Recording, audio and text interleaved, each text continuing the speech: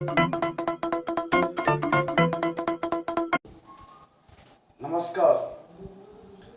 साथियों, आज संधि टॉपिक पढ़ेंगे। इससे पहले मैं आपको सूचना बता दूं कि अब तक जो टॉपिक पढ़ा है उससे संबंधित प्रतिदिन 2 प्रश्न हल करेंगे। मैं आपको 2 प्रश्न दूंगा और उसके जवाब आपको कमेंट में बताने हैं। फिर कल उसके उत्तर मैं आपको बताऊंगा। इसमें दोस्तों जो पहला जो क्वेश्चन है वो है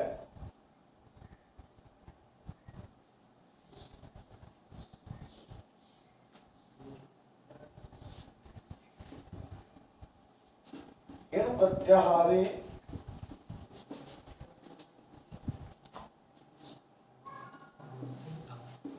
णकारस्य ग्रहणम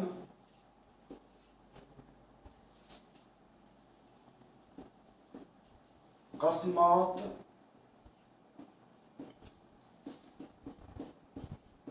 सूत्रात् भवति। इसका जवाब आपको कमेंट बॉक्स में बताना है। अगला जो क्वेश्चन है वो है समाम्नाये इत्यस्य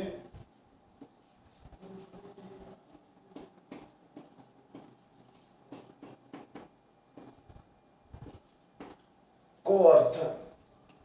दोस्तों इन दोनों प्रश्नों के जवाब आपको कमेंट बॉक्स में बताने हैं और कल मैं आपको इनके बारे में फिर एक्सप्लेन करूंगा। ठीक है दोस्तों, आज संधि के बारे में पढ़ेंगे, यानी संधि किसे कहते हैं। ठीक है, ये क्वेश्चन आपने देख लिए होंगे और कल इनके जवाब बताने हैं, इसलिए अब संधि के बारे में समझेंगे। जो संधि है, तो ये जो संधि शब्द है, इस संधि शब्द में सम उपसर्ग है और जो धातु है वो है धा धातु और एक प्रत्यय होता है की। तो ऐसे करके ये संधि शब्द जो है ये बनता है, यानी सम उपसर्ग है, धा धातु है और की प्रत्यय है। इनसे मिलकर के संधि शब्द का निर्माण होता है। ठीक है दोस्तों, अब संधि के बारे में समझने के लिए एक सूत्र के बारे में जानना आवश्यक है और उस सूत्र को समझेंगे तो और ज्यादा समझ में आएगा। वो सूत्र है परः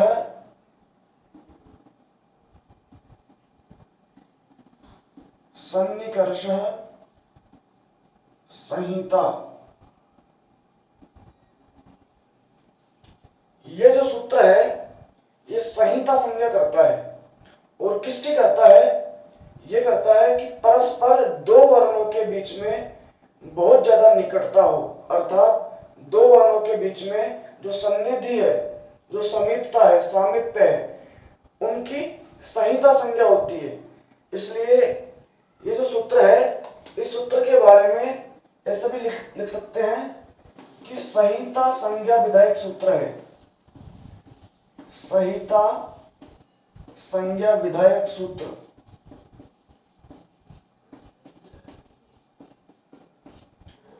इसके अलावा ये परस्पर दो वर्णों के बीच में जब बहुत कम समय लगता हो, अर्थात आधी मात्रा से ज्यादा का समय नहीं लगता हो, तो उन वर्णों की ये संहिता संज्ञा करता है और संहिता को ही संधि के नाम से जानते हैं।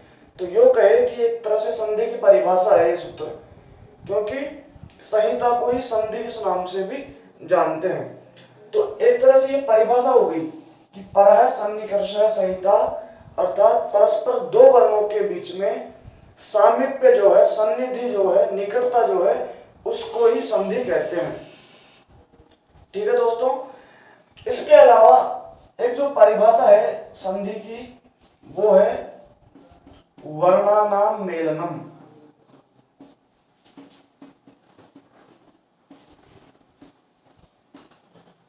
अर्थात दो वर्णों का मिलन यह भी संधि कहलाता है।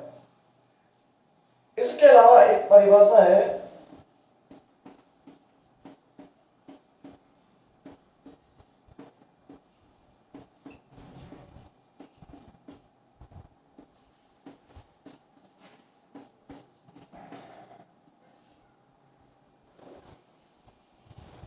लोपागमादेशा वर्ण विकारो वा संधि।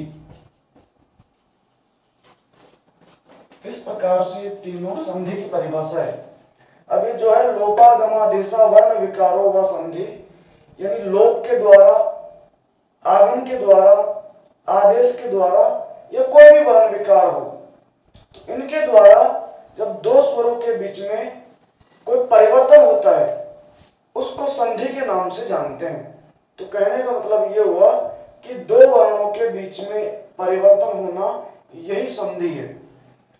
तो संधि जो मूलतः है, सामान्यतः है, 5 प्रकार की होती है और इसका उल्लेख भी मिलता है और कहा है पंच संधि प्रकरणम। यानी इस प्रकार का उल्लेख मिलता है व्याकरण में कि पंच संधि प्रकरणम।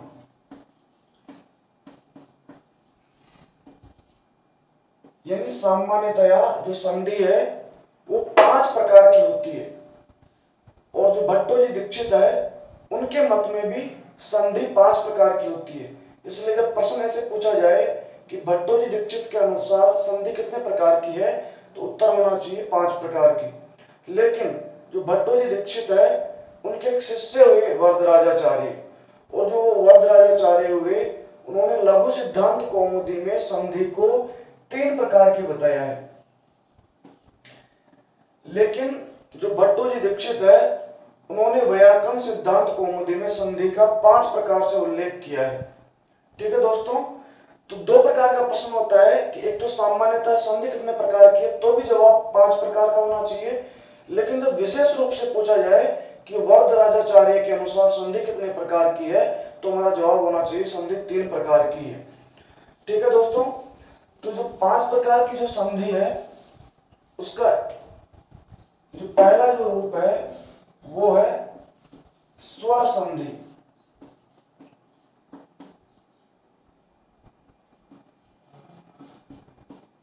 या इसी का दूसरा नाम है वो है अच संधि।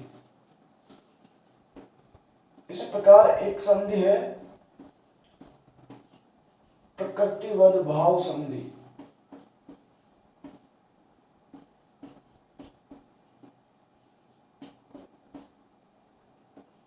तीसरी जो संधि है वो है व्यंजन संधि, या इसी को बोलते हैं हल। यानी हल व्यंजन का ही दूसरा नाम है, जिस प्रकार से अच का दूसरा नाम स्वर है। इसके बाद में जो संधि है वो है विसर्ग संधि।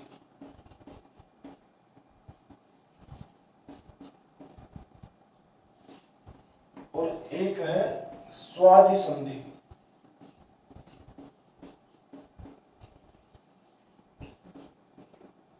अब जो वरदराजाचार्य है वो ये स्वर संधि और प्रकृतिवद भाव संधि दोनों का ग्रहण स्वर संधि के अंदर कर लेते हैं। उसी प्रकार ये जो विसर्ग संधि है और स्वादि संधि है, इन दोनों संधियों का ग्रहण विसर्ग संधि के अंदर ही कर लेते हैं। ठीक है दोस्तों, इसलिए वरदराजाचार्य संधि को 3 प्रकार से मानते हैं। लेकिन जो सामान्यतः जो संधि है वो 5 प्रकार की है और भट्टोजी दीक्षित के अनुसार भी संधि 5 प्रकार की है। ठीक है दोस्तों, अभी जो संधि है ये संधि कहां कहां पर अनिवार्य होती है, कहां कहां पर ये वक्ता की इच्छा पर निर्भर करती है, इसके बारे में एक बार देखेंगे। तो एक श्लोक है वो है संहितैक पदे नित्या नित्या धातु उपसर्गयो नित्या समासे वाक्य तु सविवक्षाम अपेक्षते। इसको समझेंगे एक बार। ये लिखा है संहितैक पदे नित्या,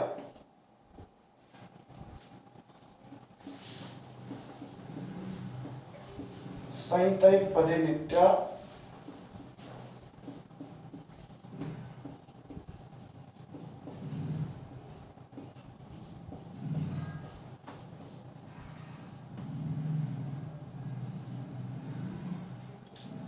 नित्या धातु सर्गयो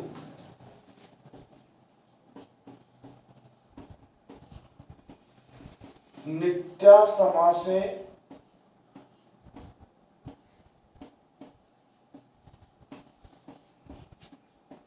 वाक्येतु सा विवक्षाम अपेक्षते।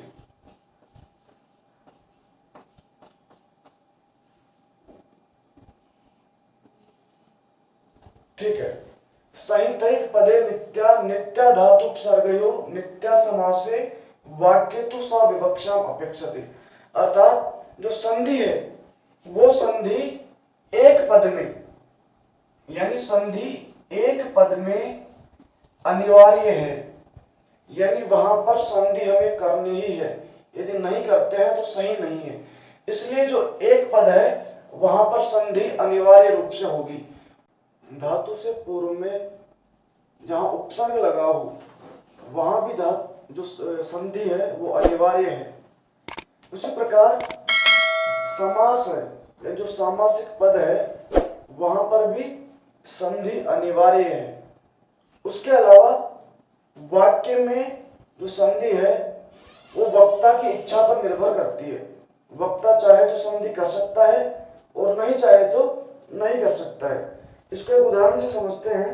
जैसे एक पद में, यानी एक पद में संधि अनिवार्य है। जैसे एक उदाहरण लिखा,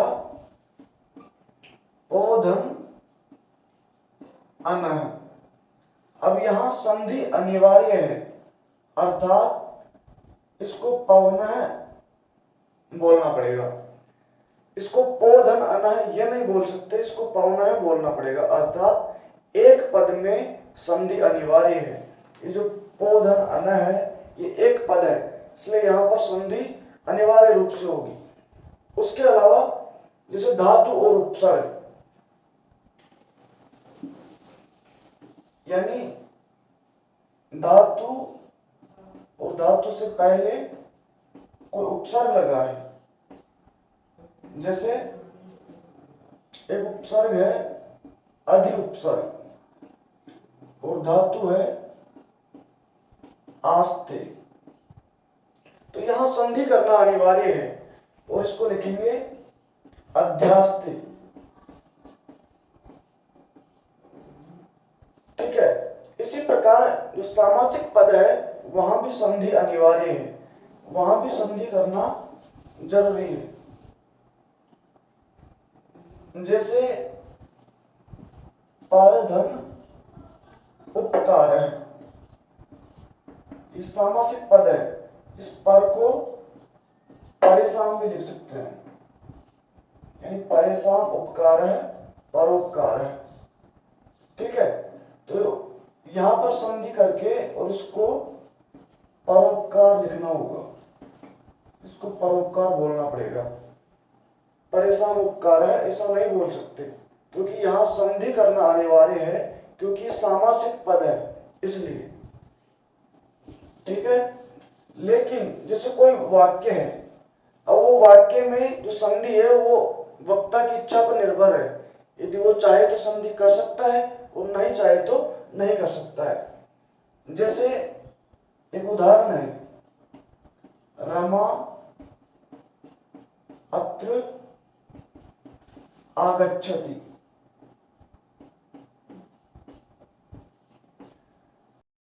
अब यहां रमा अत्र आगच्छति, इस वाक्य में संधि करना अपनी इच्छा पर निर्भर है। हम चाहे तो संधि कर सकते हैं और नहीं चाहे तो रमा अत्र आगच्छति ऐसा भी बोल सकते हैं। और जब इसमें संधि करेंगे तो यह हो जाएगा, यानी रमा और अत्र में यहां दीर्घ संधि हो जाएगी। उसी प्रकार अत्र और आगच्छति में यहां भी दीर्घ संधि हो जाएगी, और इसको मिला करके बोल सकते हैं रमात्रागच्छति।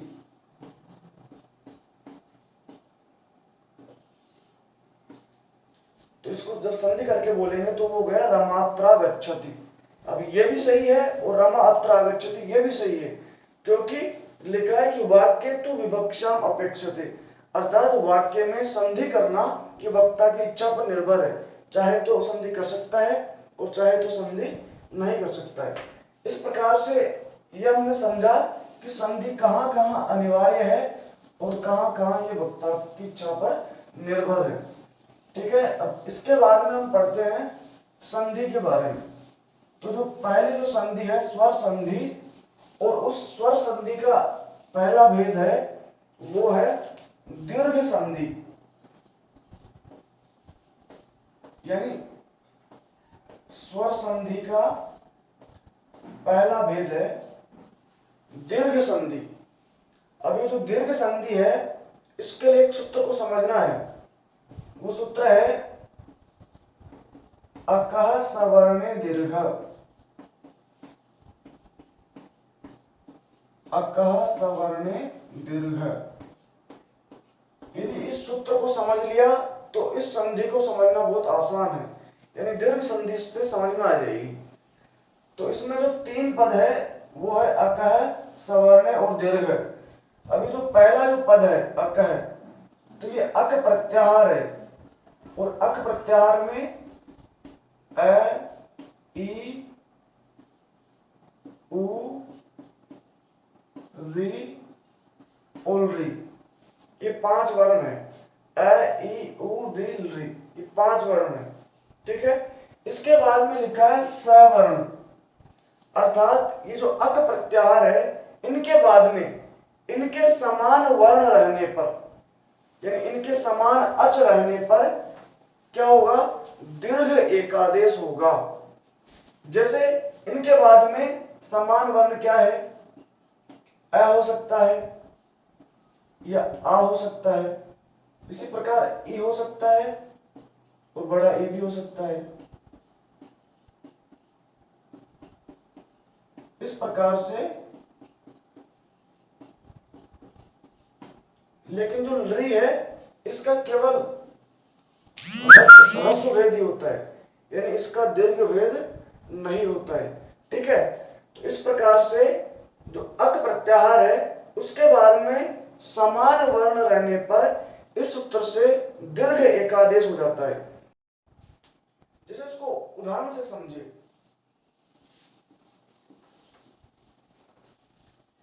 जैसे उदाहरण है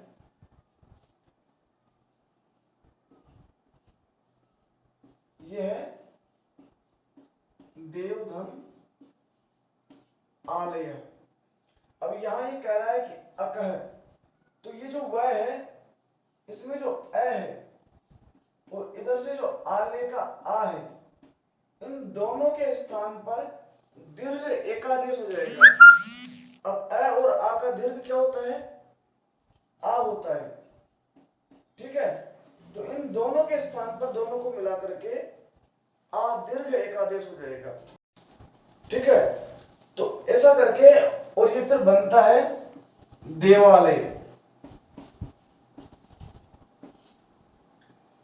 इसी प्रकार कई सारे उदाहरण हो सकते हैं। जैसे एक उदाहरण आता है दैत्य अत्र। अब यहां दैत्य के जो यह है इसमें अ है और अत्र का जो अ है, दोनों के स्थान पर आ दीर्घ एकादेश हो जाता है और रूप बनता है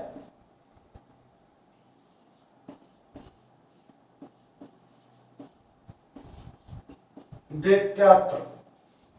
ठीक है, इसी प्रकार सदा अत्र,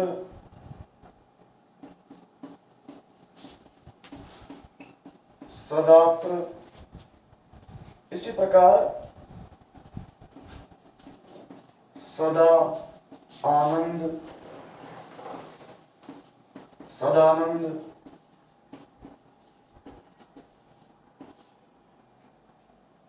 इसी प्रकार परम आदेश, परम आदेश। ऐसे कई सारे उदाहरण है। ठीक है, यानी बहुत सारे उदाहरण हैं। इसी प्रकार जैसे ई के उदाहरण है, जैसे रवि, इंद्र,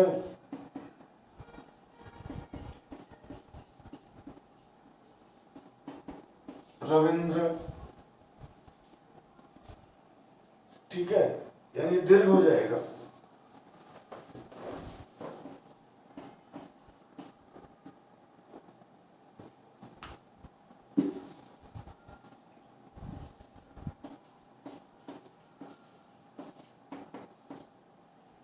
इसी प्रकार रवि, ईशः,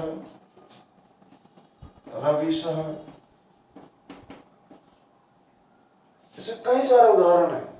इसी प्रकार जैसे ऊ के उदाहरण देखें तो ऊ के उदाहरण में एक उदाहरण आता है भानु, उदय, तो बनता है भानुदय। इसी प्रकार विष्णु, उदय, विष्णुदय, ऐसे कई सारे उदाहरण हैं। ठीक है, इसी प्रकार री के उदाहरण ले तो री के उदाहरण में जैसे उदाहरण है होत्री, ऋकार, तो ये बन जाएगा होत्रिकार। इसी प्रकार से पितृ, ऋणम, ऐसे कई सारे हो सकते हैं, मातृ ऋणम। ठीक है, तो इस प्रकार से ये री के उदाहरण है। ऐसे ही एक उदाहरण आता है री का उदाहरण। तो री के उदाहरण में देखें तो एक आता है री प्लस ऋकार है। अब यहां जो री है इसको दीर्घ नहीं होता है। क्यों? क्योंकि इस री का जो है दीर्घ रूप होता ही नहीं है, या तो इसका ह्रस्व होता है या प्लुत होता है, इसलिए इसको दीर्घ एकादेश नहीं होगा और यहाँ पर ये ह्रस्व रह जाएगा। तो ये ध्यान रखने की बात है। ठीक है, तो इस प्रकार से जो सवर्ण दीर्घ संधि है ये आपके समझ में आई। इसमें जो मूल बात है ध्यान रखने की वो ये है कि अक प्रत्याहार और उस अक प्रत्याहार के बाद में इनके जैसे वर्ण होने चाहिए, अर्थात स्वर्ण होना चाहिए, समान वर्ण होना चाहिए। ठीक है दोस्तों, तो जो शुरू में मैंने आपको जो 2 प्रश्न दिए थे, कल उसका जवाब आप कमेंट बॉक्स में बताएंगे, फिर मैं उसका जवाब आपको कल बताऊंगा। धन्यवाद।